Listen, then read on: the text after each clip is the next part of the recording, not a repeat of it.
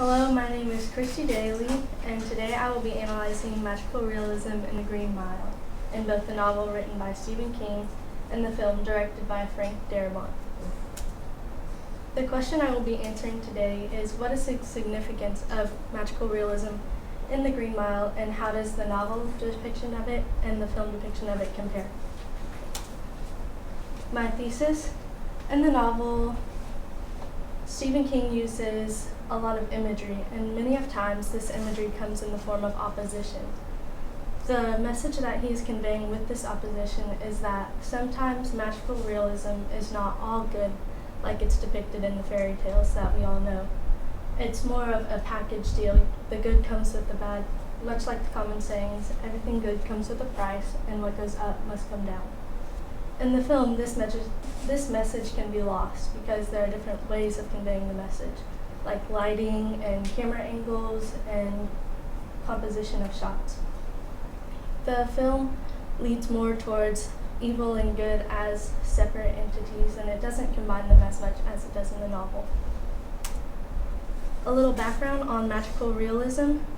According to the Merriam-Webster dictionary, magical realism is a style or genre that is especially associated with Latin America and that incorporates fantastic or mythical elements into otherwise realistic fiction. So a real-life example of this would be as if we were all in a story right now, and if I was speaking to you and suddenly I made that table disappear with the point of my finger. That is not realistically possible for me to do, so it would take a higher power, or it would take magic to happen. Franz Kafka, the author of The Metamorphoses, is considered the father of magical realism in literature. The Metamorphoses is a perfect example of magical realism, and that it's a perfectly normal setting with fantastical events and unbelievable events worked into it. A little overview of my presentation: I will be analyzing the scenes where John heals Paul, and also where John works through Percy to kill Wharton. Some things to look for in the novel depiction is imagery and sensory experiences. Stephen King is trying to make us feel what Paul is feeling through these experiences. Many of times he uses similes to convey this message. This is because we have never been in a situation like Paul is in, something so serious and so severe. And to put this in context, Stephen King gives us similes and gives us something to compare it to. He makes the foundation for us to better understand what he is trying to tell us. The novel is in first-person point of view, which gives us a direct look into the life of Paul, and we see his thoughts and we see his exact thoughts. We don't have to infer what he's thinking or what he's feeling because he tells us that himself. Many of times you can see the magical realism in the change of tone. There might be a more matter-of-fact tone after magical realism has taken place because Paul is trying to reassure himself that that actually happened. This tone can be seen in sentence length because there will be shorter sentences when he's reassuring himself. And also the punctuation shows us a glimpse into his thoughts. In the film depiction, we should look for lighting and framing because these can convey messages if you look deeply into them. In lighting, usually light and bright lights signifies the good, while darkness and shadows signifies the bad. In the composition of shots, there might be only one thing in the shot. It's a close-up of that one thing, and that would show the significance of that object or of that theme. And also with camera movements, they can show thought processes or they can show the significance of what is happening. A novel depiction of John healing Paul. Here we have examples of opposition in the novel. We have the opposition of hot and cold and the white fingernails on John's black skin. And we also have sad and serene eyes.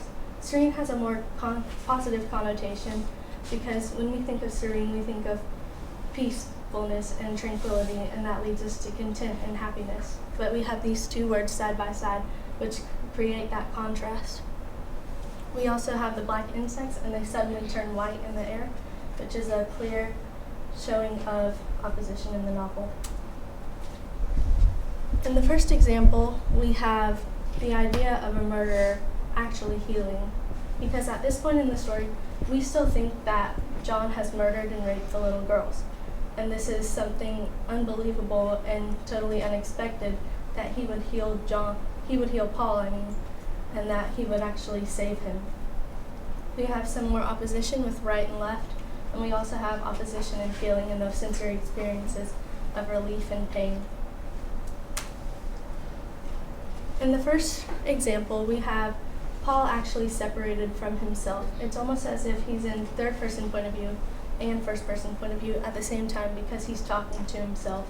And it shows that detached tone. It's a lot like a out-of-body experience in which his mind is telling him to do one thing, but his body is doing a complete other thing. And there's almost like a gravitational pull into what John Coffey wants him to do, and that shows the magical realism in this scene. In the next two examples, we have shorter sentences, and these are right after Paul is healed by John. It's almost as if John is saying these short sentences like he is trying to reassure himself. He's stating the facts that his urinary infection is over and that he was better, and it's almost like a loss for words, and that he can't explain it in any other way than what it actually is. Here we have a dash, and that shows the running of his thoughts, and that one thought leads into another, and you have quick interjections in your thoughts. And we have a simile that gives us context, because many of the readers may not have ever felt pain like Paul has felt in his urinary infection, because we know he was close to death in the urinary infection, and the only way we can show that relief is giving us something to compare it to. And floating is a very common idea theme that everyone is familiar with.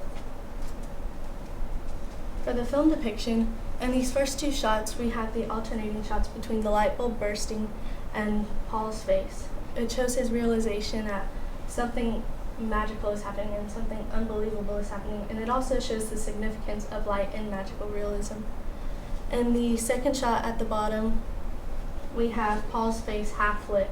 It shows us that he is actually in the dark. He's lacking knowledge, and that's Darabont's way of showing that he doesn't know what's happened and he's still processing it. He isn't all the way there yet.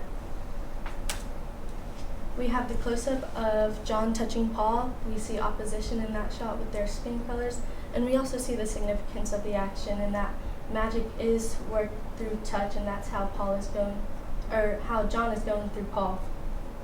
We also have one last burst of light in the healing, and that shows the end of the healing. It also shows the importance of light again. Here we have Paul's face half lit, and then he turns as he's going to the bathroom to show that he is in full knowledge and that he needs to go test what just happened so that he can actually believe it himself. We also have similar framing of shots. In this first shot, it was before the healing, and the last shot, it was after. It makes the audience form that connection between the two and actually see the before and after in their own minds. As you can see, the insects in the film are not as black and are not as dark as they are described in the novel. And then it is harder to see the white at the end. It's almost as if they just disappear. So you lose that opposition in the message, and it's a little harder to see than the clear and distinct words of the novel.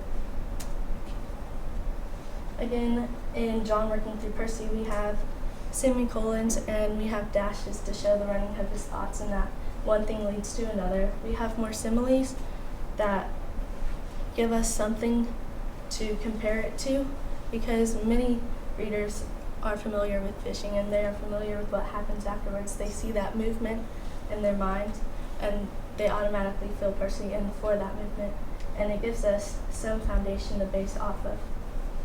Again, we have black swirling tide, and we have imagery that King is trying to show us what has happened so that we can see it for ourselves and that we don't just hear about it, but we picture it in our minds. Again, we have the detached tone of Paul, and it's almost as if he is in an out-of-body experience. Again, his mind isn't correlating with his body, and what he wants to do isn't what he's actually doing. He wants to help save Percy, and he wants to stop him, but he can't because his movement is altered by this magic that's happening. The The bottom two examples show the chaos that is going on, and it lets the readers feel it for themselves. It also shows the significance of the light bulb in the scene, and we also miss that in the film that you will see later in the film depiction. In the top example, we have the idea of role reversal and the irony that the guard is actually the one murdering the murderer. And there's opposition there. There's more similes to give us something to compare the movement of Percy's eyes to. And we have the emphasis of the insects in this last scene where they are here. And it's almost as if they're bolder than they were in the healing scenes, and they're bolder than they were before this happened. Here we have the significance of opposition again, with small Percy and tall and big John. And we also have the significance of the insects passing from John to Percy and the passing of that evil. In the top shot, there's one last burst of power. It's not light this time, because in this action, John is doing evil. He's actually punishing people instead of healing them.